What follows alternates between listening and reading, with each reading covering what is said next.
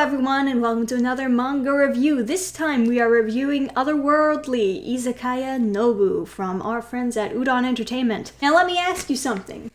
Do you like food?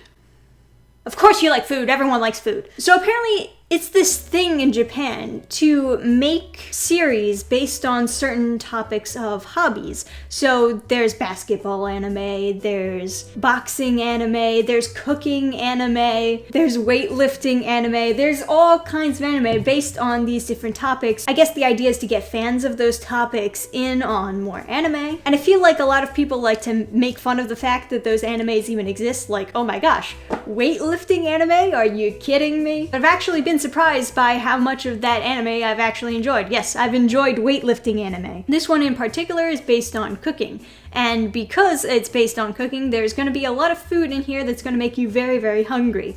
Which is, to me at least, the downside of it. Because I get very upset, especially during a pandemic where I'm being shown all this cool food that I could be eating, but I can't because I can't go out to any restaurants. Not even like there's a Japanese-style restaurant around here, I guess. This is based on a light novel, later then turned into a manga series, and it's basically about this pub that travels through time. Because the two people who are running this Japanese-style pub are from the future, and they're serving people from the past, from like these medieval times in Germany. And the back door is like the portal into their world, so they open up the back door and it's like all this city, and everyone's looking at the city like, what? So of course everyone's coming in the pub like, oh my gosh, you have glass cups?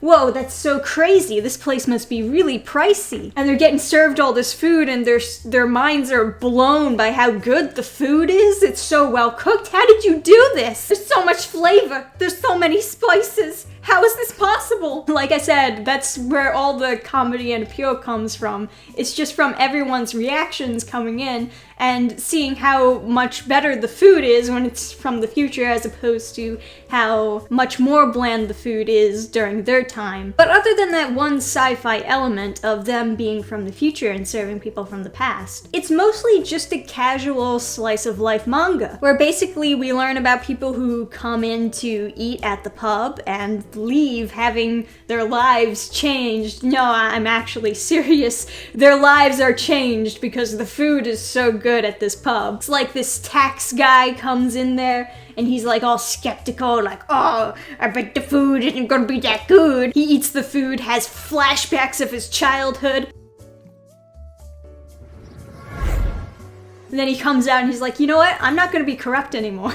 I think I'm gonna be a good guy from now on. The sun is shining, it's a great day, I just ate a terrific meal. Life isn't so bad. Why am I being so pessimistic? And you know, you have the classic case of the picky child eater. Of course you have to have a picky child eater if you're gonna make a manga about food.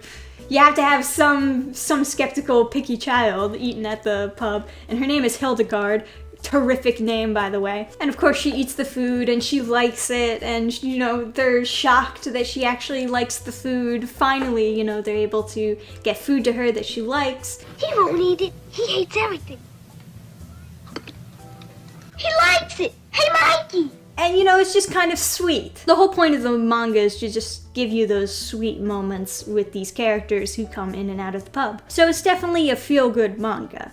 And I do feel like a lot of people would enjoy feel-good manga around this time. It's very often that people get really hung up on all the things that they can't have or all the stuff that they can't do, that they take for granted the stuff that they do have, things that they can do. Like for instance, you have this great food, and a lot of people might take for granted that they can go out to restaurants and eat all this great food. Instead they get hung up on all this other stuff that brings them down in the dumps some days. But hey, life isn't so bad. You enjoyed your meal, didn't you? So it's all about the simple pleasures in life. And I do enjoy feel-good manga. I like feel-good stories in general. That's probably why I like to pick up a lot of rom-com mangas whenever I have some free time, just because it makes me feel good to see like two characters have this cute love story and get together. There is hinted romance in this manga, but it doesn't go anywhere in the first volume. It's just kind of in the background, and I'm not really sure how it would work between them, considering that they're from 2 different time periods, but I've seen weirder couples get together. It was definitely a charming, casual read. I think that if you're into slice of life stuff with a little sci-fi twist on it, then you'll probably enjoy this. Or maybe if you're just into hearing about food,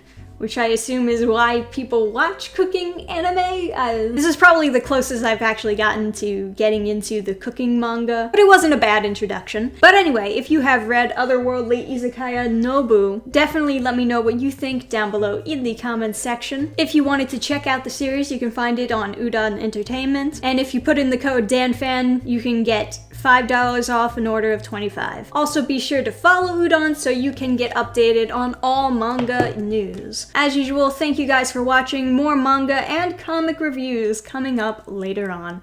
Till next time, guys. Bye! Program restart.